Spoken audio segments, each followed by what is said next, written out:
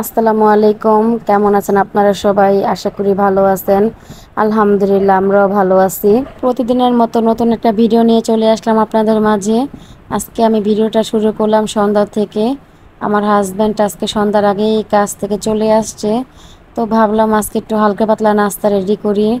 আজকে নাস্তা বানাবো হচ্ছে আটা দিয়ে আলু কুচি কুচি করে কেটে, ধনিয়া পাতা, কাঁচামরিচ আর পেঁয়াজ দিয়ে সুন্দর করে হাতে মেখে একটা আলু পরোটার মতো। বেলাবেলি ছাড়া যদি এভাবে আলু পরোটা খাওয়া যায় তাহলে তো কোনো মন্দই না। তাই ভাবলাম আজকে একটা আলু পরোটা টাইপের কিছু বানিয়ে ফেলি। আবার আমার হাজবেন্ডেরও এইভাবে পরোটাটা বানাইলে অনেক মজা লাগে ওর কাছে খেতে। এই জন্য ভাবলাম আজকে যেহেতু তাড়াতাড়ি চলে আসছে তাহলে একটু ওকে বানাইয়া দিই। তারপরে আমি সুন্দর করে ডোটাকে ফ্রাই প্যানে দিয়ে দিলাম, তারপরে চামিচ দিয়ে গোল করে নিলাম। এখন এই পিঠ আর ওই পিঠ করে ভেজে নিতেছি। এটা কিন্তু একটু কম আঁচে ভাজতে হইব, কারণ আলুটা সিদ্ধ হইতে অনেক সময় সময় লেগে যায়, এই জন্যে একটু কম আঁচে ভাজলে ভালো হয়। তারপরে তেল দিয়ে মচমচা করে ভেজে নিলেই হয়। আমার হাজব্যান্ড আবার লাস্টেরটা একটু মোটা করে বানাইছে, তো বলতেছে দাও আমি পিজার মতো কাইটা দিই তোমারে। আমি বললাম দাও কাইটা দাও, এটা তো পিজাই হয়ে গেছে। দুইজনে তারপরে নাস্তাটা করার পর একটু গল্প সল্প করলাম। করার পরে রান্না করতে চলে আসলাম। আজকে আমি রান্না করব দেশি পোয়া মাছ ভুনা, আর রান্না করব হচ্ছে ডাটা দিয়ে আলু দিয়ে এই যে গুঁড়া চিংড়ি মাছ। এই আমার আজকে রান্না, আর ভাত রান্না করব। আজকে আর বেশি কিছু রান্না করব না। আগে আমি মাছ ভুনাটাই করে নিতেছি, এখন এক এক করে ফ্রাই প্যানে দিয়ে মাছগুলা ভাইজা নেবো। মাছগুলা ভাজার সময় একটু পানি পড়ছিল, এই জন্য একটু বেশি ফুটতেছে, একটু শরীরেও লাগতেছে, হাতেও লাগতেছে। এখন আস্তে আস্তে করে মাছগুলা ভাইজা নেবো। এই মাছগুলো আবার নরম, একটু 19-20 হইলে ভাঙা জায়গা, এই জন্য এই মাছগুলো একটু আস্তে আস্তে ভাজতে হয়। আমি আবার ভাইজা নিতেছি, এখন আবার উল্টে নিতেছি এক এক করে। পেঁয়াজ দিয়ে এই মাছটা ভুনা করলে অনেক ভালো লাগে আমার কাছে খাইতে। আমার হাজব্যান্ড ওই মাছটা অনেক পছন্দ করে, এর জন্য এই মাছটা আমাদের ঘরে কম আর বেশি আনা হয়। এখন আজকে আমি ভাবলাম পেঁয়াজ দিয়ে এই ভুনা করে ফেলাই, আর চিংড়ি মাছ দিয়ে ওই আলু দিয়ে ডাটা দিয়ে রান্না করি। রান্নার ফাঁকে আপুদের একটা কথা বলি, আমার ভিডিওটা যদি আপনাদের কাছে ভালো লাগে একটা লাইক দিবেন, আর সাবস্ক্রাইব করবেন। সাবস্ক্রাইব করতে কিন্তু কেউ ভুলবেন না। একটা কমেন্টে জানাবেন আপনারা কে কীরকম ভিডিও দেখতে চান। আশা করব আমি সেরকম ভিডিও আপনাদের দেওয়ার জন্য। কথা বলতে বলতে আমার মাছগুলো ভাজা হয়ে গেল। এখন আমি একটা কড়াই নিয়ে নিলাম, কড়াইতে তেল দিয়ে পেঁয়াজটা এখন ভেজে নিতেছি। তারপরে এক এক করে মশলা দিয়ে মাছটা ভুনা ভুনা করে ফেলবো। ইদানিক আমার ব্লগ করতে মন চায় না। আমার ব্লগ করার প্রতি একটা ইচ্ছে যেন উঠে যাচ্ছে মানুষের কথায়। কিছু কিছু মানুষের কথা এত খারাপ লাগে যে কি বলবো, মনে অনেক কষ্ট পাই।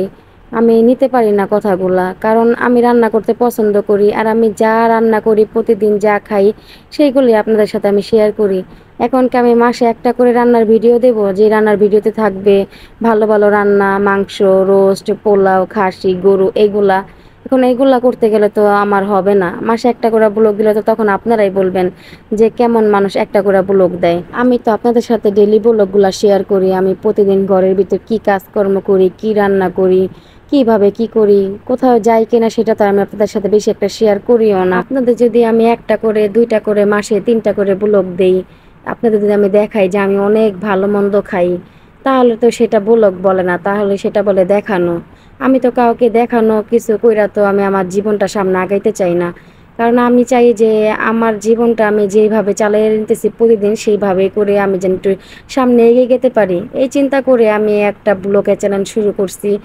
তার জন্য মানুষ সাপোর্ট করবেন, কেন আজে বাজে আমাকে কথা বলে আমার মনটা নষ্ট করে দিবেন? আসলে কি কেউ কেউ ভালো চায় না। আলহামদুলিল্লাহ কেউ ভালো আমার লাগবে না।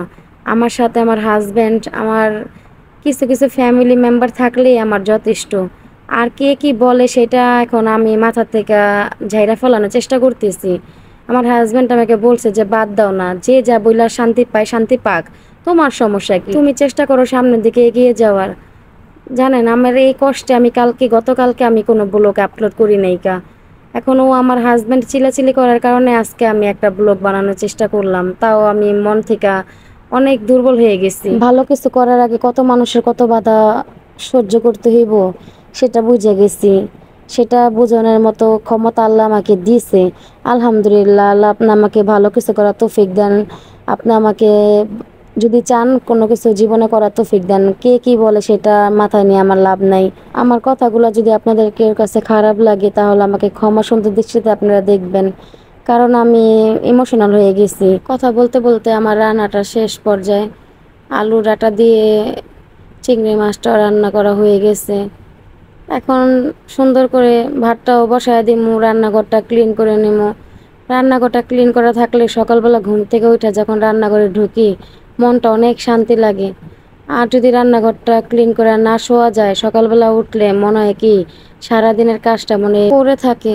এই জন্য চেষ্টা করি যে প্রতিদিন রান্না বান্না শেষ কইরা একটু রান্নাঘরটা সুন্দর করে গুছিয়ে গেছে রাইখা ঘুমানোর।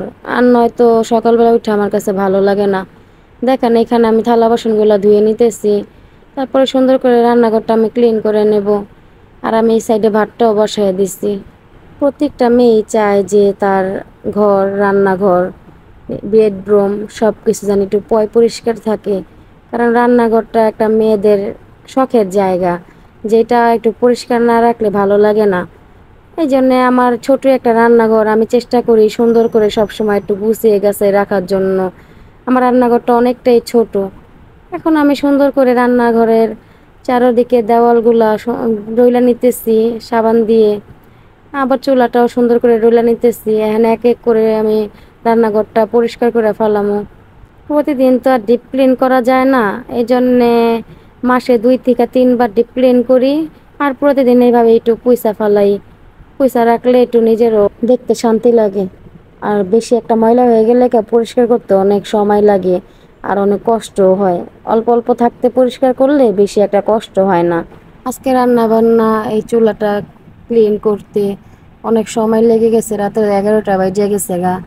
আর আমার হাজব্যান্ড আবার বলতেছে একটু তাড়াতাড়ি করো, ও আবার তাড়াতাড়ি করে শুয়ে পড়ে খাওয়া দাওয়া কইরা।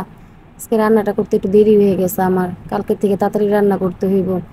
অনেক সকালে উঠে যায় তো কাজে যাওয়ার জন্য, এই জন্য তাড়াতাড়ি ঘুমাইলে ঘুমটা একটু পোষায়, নতুবা ঘুমটা হয় না সকালে।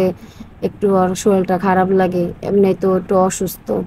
এই জন্য চেষ্টা করি কি ও আসার আগে আমি সব কিছু কমপ্লিট করে রাখার। ও আসলে আমি 9টার মধ্যে ভাত দিয়ে দিই, ও ভাত খেয়ে শুয়ে পড়ে। আজকে আপনাদের সাথে অনেক কথা বলা হইলো, কেউ কিছু মনে করবেন না। কি করব, আপনারা তো আমার একটা পরিবারের মতো, তাই আপনাদের সাথে অনেক কিছু শেয়ার করি। যার ভালো লাগে সে শুনবেন, যার না ভালো লাগে সেই ভিডিওটা দেখবেন না। আজকে ভয়েস দেওয়ার সময় মনটা অনেক খারাপ ছিল, তাও আমার হাজব্যান্ড অনেক বোঝাবুঝি করার পরে সব কিছু মন থেকে ফালাইয়া দিয়া মনটা ফ্রেশ করার চেষ্টা করলাম। আমিও তো একটা মানুষ, বলেন কেন জানি মন ফ্রেশ করতে পারি না, যে মনে হয় কেন এইগুলো আমার সাথে হইতেছে, কেন আমাকে মানুষ এইগুলা বলে। এখন আমি কি দেখানোর জন্য কি মানুষকে প্রতিদিন কি ভালো কিছু প্রেজেন্ট করব? আর আমি ঘরে যা করি সেটাই শেয়ার করার জন্য চেষ্টা করি। কথা বলতে বলতে আমার রান্নাঘরটা পুরো ক্লিন হয়ে গেল। এখন দেখতে অনেক ভালো লাগতেছে। অনেকগুলো থালা বাসন ধুলাম, অনেক কাজই করলাম। তাহলে ভিডিওটা আজকে এই পর্যন্তই, কথা হবে নতুন কোনো ভিডিওতে আপনাদের সাথে। ভালো থাকবেন, সুস্থ থাকবেন, আমার জন্য দোয়া করবেন। আসসালামু আলাইকুম।